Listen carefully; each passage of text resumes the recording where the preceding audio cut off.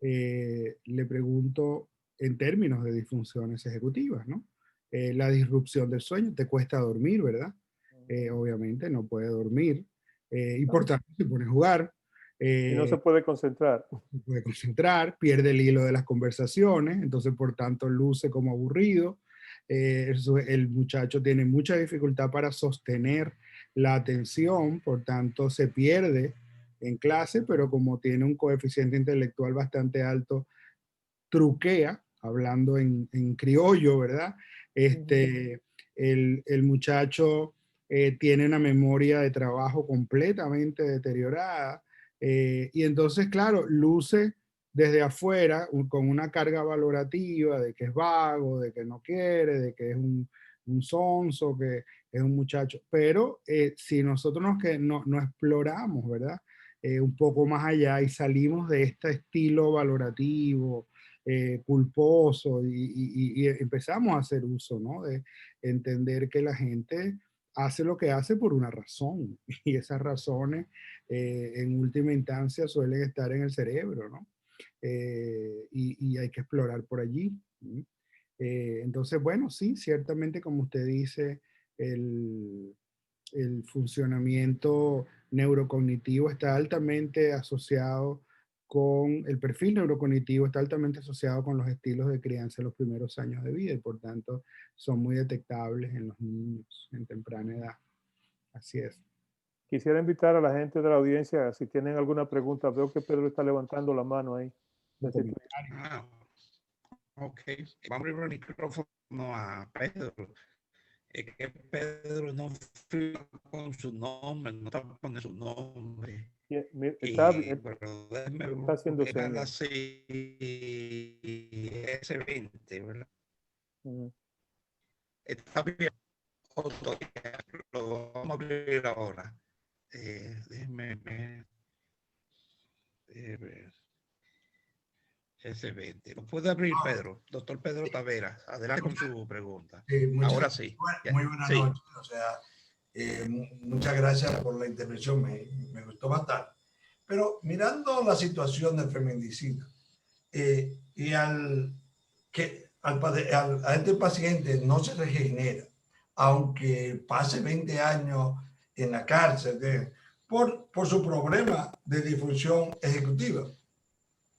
Por consiguiente, o sea, podemos ver que a un señor que trata de matar a una pareja, no lo logra, ella queda muy grave, a él lo llevan a la cárcel, le ponen 10 años de cárcel, como no murió, 10 años. Pero cuando lo libera, él viene y termina lo El que él trabajo. comenzó.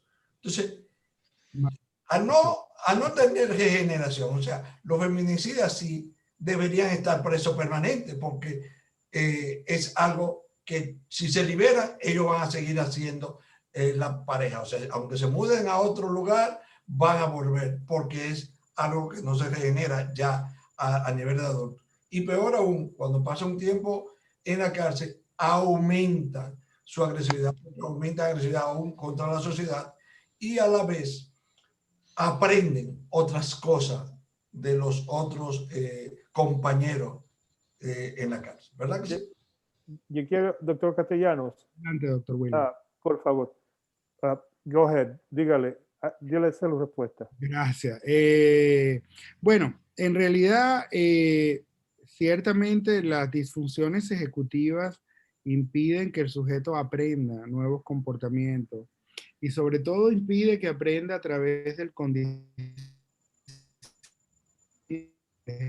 es el paradigma sobre el cual está fundamentado el sistema penal cuando pone a alguien preso, ¿no? Es un time out, Ujú. está basado en un principio conductual que en el caso de un sujeto con disfunciones ejecutivas importantes no va a funcionar. Ahora bien, eso no significa que no sea regenerable. Lo que pasa es que la regeneración no viene por ese método. Las disfunciones ejecutivas son bastante regenerables. De hecho, cuando trabajamos con personas que han tenido accidentes de tipo hemorrágico como el descrito por el doctor Williams en su paciente, o cuando tenemos personas que han tenido masas ocupantes, ¿verdad? Que han tenido vida, encefalitis, etcétera, que tienen disfunciones ejecutivas importantes como consecuencia de ello. La regeneración es de una tasa alta, incluso en cerebros añosos ya. Si es estimulado adecuadamente y si se siguen los protocolos y aquí quiero hacer énfasis, los protocolos de restitución de la función, porque en la rehabilitación hay distintas escuelas y hay escuelas que son orientadas más a la compensación del déficit, pero cuando se establece la rehabilitación bajo estrategias de restitución de la función y se deja la compensación solo para aquellos casos en que es imposible esa restitución. Entonces se establece la compensación del déficit a través de otros comportamientos. En concreto, lo que quiero decir es que en lugar de enseñarle al sujeto a tener una libretica para anotar las cosas, quiero que recupere la memoria de trabajo, ¿no? O sea, para hablar en ejemplos concretos, ¿no? Entonces, en lugar de sustituir, quiero que restablezca la función. Entonces, pero si no tenemos data, yo no tengo data disponible que ofrecerles con feminicidas, porque recién esto está, son líneas de investigación que están comenzando, pero sí disponemos de buena información sobre la efectividad de los programas de rehabilitación neurocognitiva en personas con déficits importantes a nivel ejecutivo por distintas etiologías, lo cual pudiera generar la hipótesis, que obviamente hay que demostrar y hay que documentar, de que probablemente en estos sujetos también funcionen, ¿no?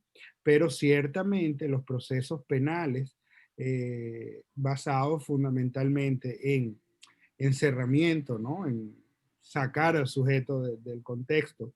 Y en segundo lugar, en el mejor de los casos, con estrategias psicoeducativas, ¿sí? Dentro del penal, no van a funcionar para estas personas. O sea, estamos intentando establecer la rehabilitación de una apendicitis con acetaminofén. O sea, estamos errando completamente el proceso porque no estamos entendiendo cuál es el problema. Entonces, por eso creo que es muy importante, claro, si el sujeto sale igual o peor, como bien usted dijo, porque esto no es un problema educativo. O sea, es como alguien que tiene fiebre y le estamos diciendo, intenta no calentarte tanto.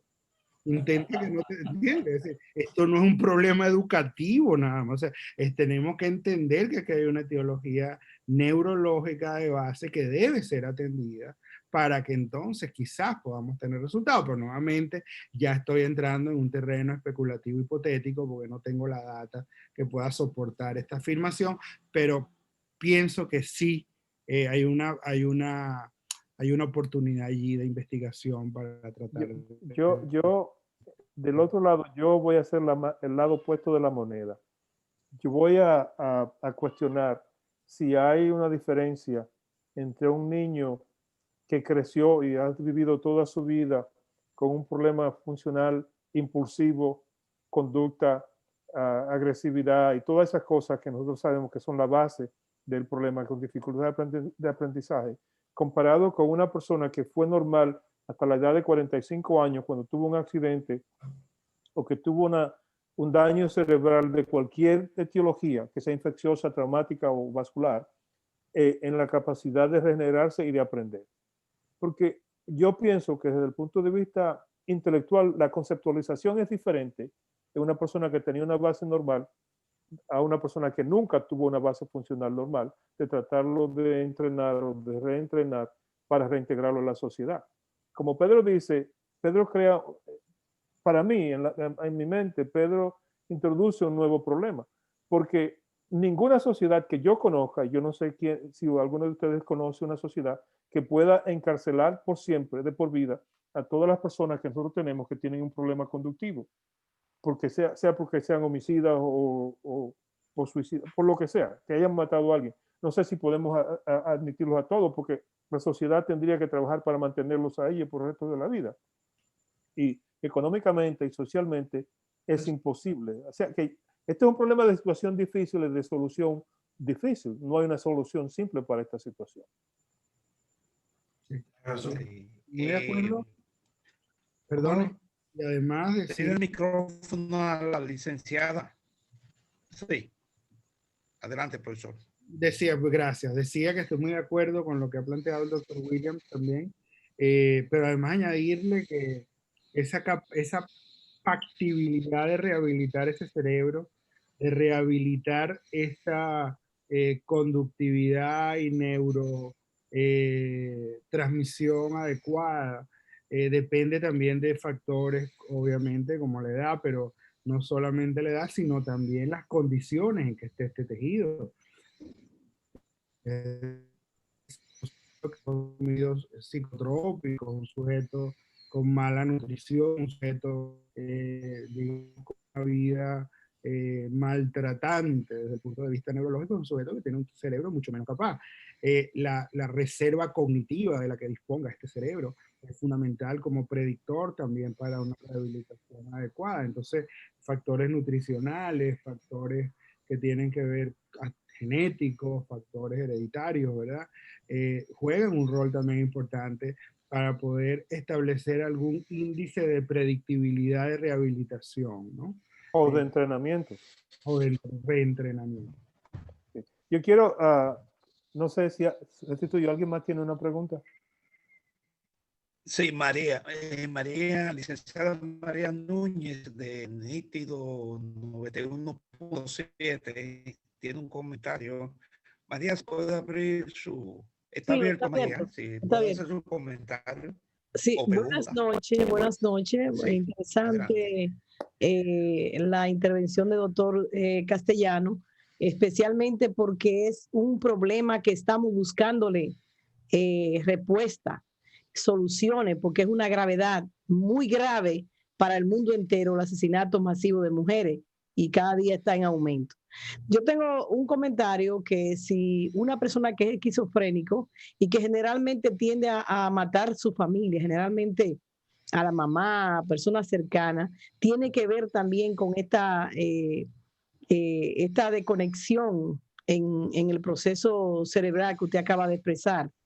Y sí, los asesinos pueden usar la explicación que usted da para no pagar su pena en cuanto el asesinato, el crimen cometido.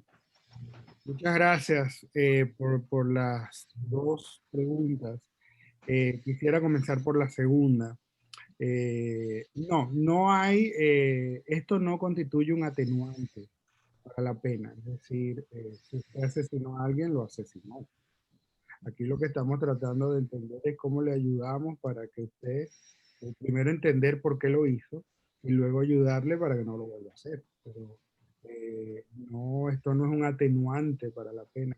Y esta pregunta, este tema me es muy importante porque es muy frecuente que se confunda en algunos círculos el hecho de que tratemos de encontrar una explicación con el hecho de que estemos justificando.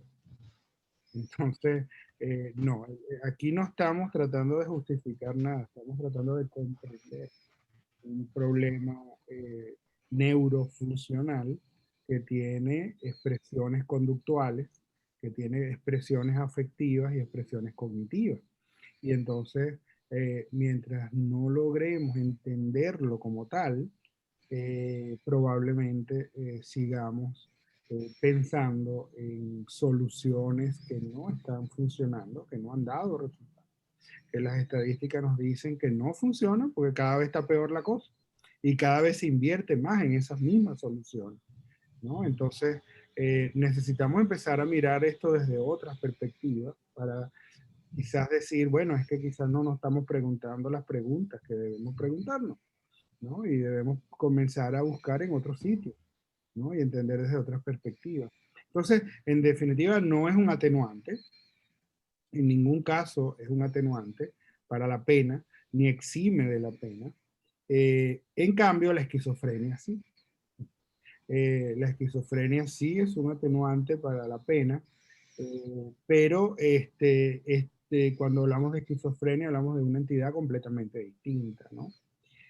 quizás, y si tuviésemos que encontrar algún punto de encuentro entre estas dos entidades clínicas, está el hecho de que en el sujeto esquizofrénico observamos una actividad encefalográfica bastante disminuida a nivel frontal y hiperactivada a nivel posterior, occipital temporal, sobre todo, que está asociado con las alucinaciones auditivas visuales. Pero más allá de eso, no, las disfunciones ejecutivas no son un trastorno psiquiátrico, para empezar. En segundo lugar, no conllevan el nivel de handicap, digamos, que tiene la esquizofrenia. O sea, no hay un nivel de... que una persona con disfunciones ejecutivas puede vivir su vida completa sin mayor problema si las logra compensar, ¿verdad? Seguir adelante con estrategias, pero puede funcionar con más dificultad, pero funciona. Mientras que una persona esquizofrénica tiene un deterioro importante a nivel social, a nivel familiar, conductual, que le va a impedir el funcionamiento normal, laboral, académico, etcétera, ¿no? Yo quiero intervenir porque Adelante. en el día de hoy, en Estados Unidos, alrededor de la 1 de la mañana de anoche, de esta mañana temprano, el gobierno federal ejecutó a una mujer, y es la única mujer que ha sido ejecutada en los Estados Unidos en los últimos 60 y pico de años. Esa mujer cometió el crimen de que cogió una mujer embarazada de 23 años y le hizo una cesárea sin anestesia y le sacó el niño porque ella quería un niño. Esa mujer fue ejecutada después de 15 o 20 años de prisión. Porque hay que entender que desde el punto de vista legal, la capacidad para estar en trial, para ser juzgado, no tiene nada que ver con el problema que estamos discutiendo. Tú puedes tener un problema de disfunción intelectual o funcional, pero no quiere decir que tú no entiendas las consecuencias de lo que tú has hecho. Que tú lo aceptes o que tú lo razones es diferente a entenderlo. Y el único requisito para ser capaz de ser condenado es que tú tengas la capacidad de reconocer que hiciste algo malo o que tienes la capacidad de entender lo que hiciste. O sea, esas cosas son diferentes y lamentablemente desde el punto legal la situación va a ser muy difícil de definir porque algunas veces, como tú dices, la gente quiere que la justificación sea la defensa y no que haya una defensa. Y entonces ahí es donde va el que tenga más dinero para pagar al abogado y a quién convencen, porque depende del jurado. O sea, ese es el problema que la sociedad está confrontando. Doctora Lora, ¿alguna pregunta, algún comentario suyo o del público? Yo quiero aprovechar este tuyo para darle las gracias al doctor Castellano por habernos aceptado esta invitación y por haber interactuado con nosotros esta noche, porque tenemos, después de su presentación, una nueva perspectiva de la situación de lo que está pasando alrededor del mundo y en las sociedades en las que vivimos, no importa dónde estemos. Así que gracias por su aporte y quiero hacerlo reconocimiento públicamente para que toda la gente sepa que usted ha hecho esta presentación y ha participado con nosotros en otras reuniones con la misma intención de aclarar lo que está ocurriendo en esta situación. Doctora Lora, por favor. Sí, no, realmente es un orgullo para la República Dominicana tener una persona con tanta capacidad. Esperamos que a futuro podamos seguirnos nutriendo de futuras conferencias del doctor. Recuerden que esta es una plataforma libre. Invito a él y a los demás oyentes a que sean parte de escribir la historia de APSI en la hora del neurólogo. Pueden participar, si quiera se comunica con el doctor Restituyo. Es muy importante que tengan en cuenta que esta plataforma graba los videos y los sube a YouTube. Es importante que se registren ahí y que le den clic a la campanita y activar todos los videos que le van a llegar automáticamente. Ayúdenos a inmortalizar este tipo de conferencias porque solamente se dan una sola vez. Felicidades. Sí, muchas gracias, doctora Laura, y gracias al doctor Williams por traer nuestro invitado en el día de hoy, que tengo entendido que llegó a través de la doctora Alcántara, Rosario, Lourdes, recientemente se conocieron, y yo sé que el doctor Castellano está participando mucho en diferentes comunidades exponiendo este tema que es nuevo para nosotros, entender este concepto para vencer la batalla contra la violencia doméstica. Le agradecemos a todos ustedes, recordándoles que el próximo miércoles 20 vamos a tener un profesor invitado, profesor meritorio de la Universidad Autónoma del Domingo, el doctor Marté Durán, que va a estar trayendo un concepto histórico del desarrollo de la neurocirugía en la República Dominicana. Y otros invitados más, también gastroenterólogos y diferentes especialistas que vamos a tener en las próximas semanas. Gracias a todos ustedes por participar, a la doctora Soto en Argentina, en el Perú, y a Lourdes de nuevo por el apoyo a esta conferencia con una gran cantidad de psicólogos y psicoterapistas que han entrado en el día de hoy. Buenas noches. Buenas noches. Gracias. Gracias, doctor. Gracias a todos.